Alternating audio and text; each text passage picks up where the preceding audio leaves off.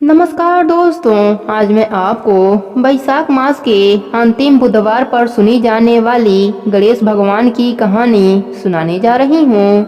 प्रेम से बोली गणेश भगवान की जय हो। एक समय की बात है, एक गांव में एक डोमिन जात की बिमला रहती थी। वह बहुत ही नेक स्वभाव की थी, लेकिन उसके जीवन में अपार दुख थे। उसका पति हमेशा बीमार रहता था। उसके 4 बच्चे थे। सभी जिम्मेदारी बिमला के कंधों पर थी। बेचारी बिमला बांस की टोकरी पंखा बनाकर बेचती। कभी उसका चूल्हा जलता तो कभी भूखे पेट ही सो जाती। एक बार बिमला बांस की टोकरी और पंखा एक सेठ जी के घर बेचने गई। वहां पर उसने सुना कि गणपति बप्पा की पूजा करने से जीवन के सारे दुख दूर हो जाते हैं। चाहे मनुष्य के पिछले जन्म कितना भी खराब क्यों ना हो, पर गणेश भगवान की पूजा करने से वह लक्ष्मीवान बन जाता है। बिमला गणेश भगवान की इतना महिमा सुनकर गणेश भगवान का पूजा करने का निर्णय ले लिया।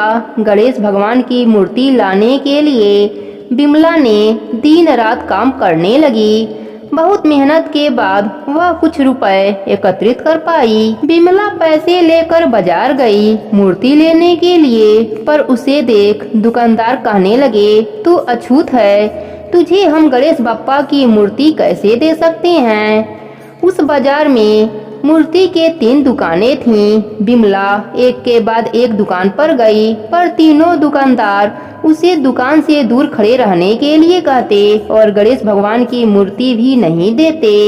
इस तरह बिमला गणेश भगवान को याद करती और रोती हुई अपने घर आ गई। बिमला अपने दादी नानी की कहानियों में सुनी थी कि ब्रह्मांड में सबसे पवित्र गाय का गोबर माना जाता है।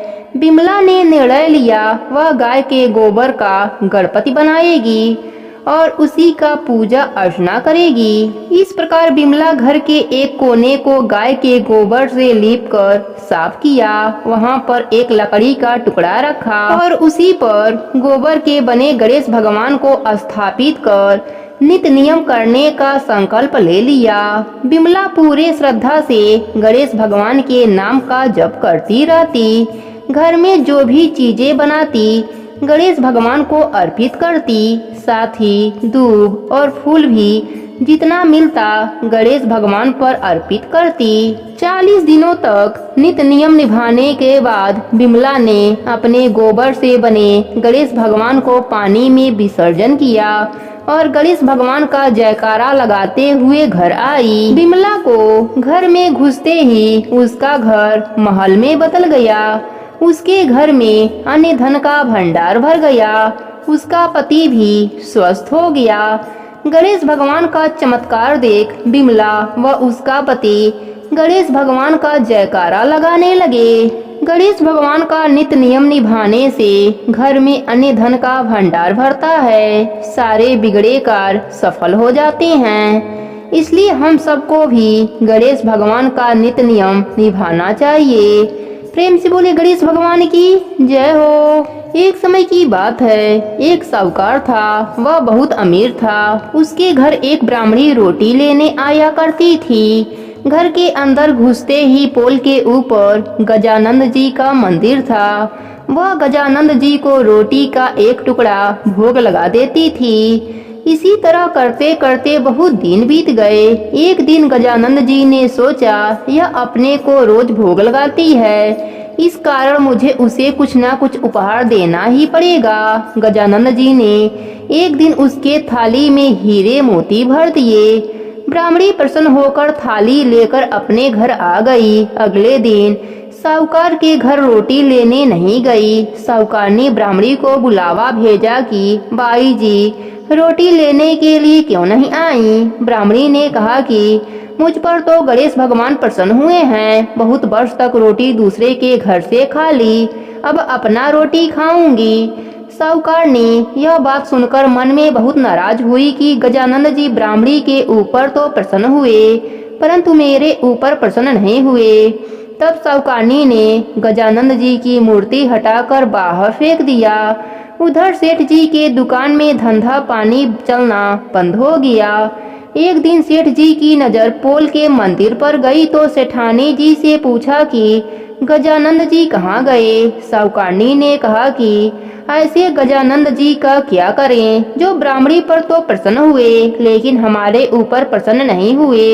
इस कारण मैं गजानंद जी को हटाकर पोखरे में फेंक दिया। सेठ जी ने कहा, यह तुमने क्या किया? मेरे तो सारे धंधे पानी चलना बंद हो गया।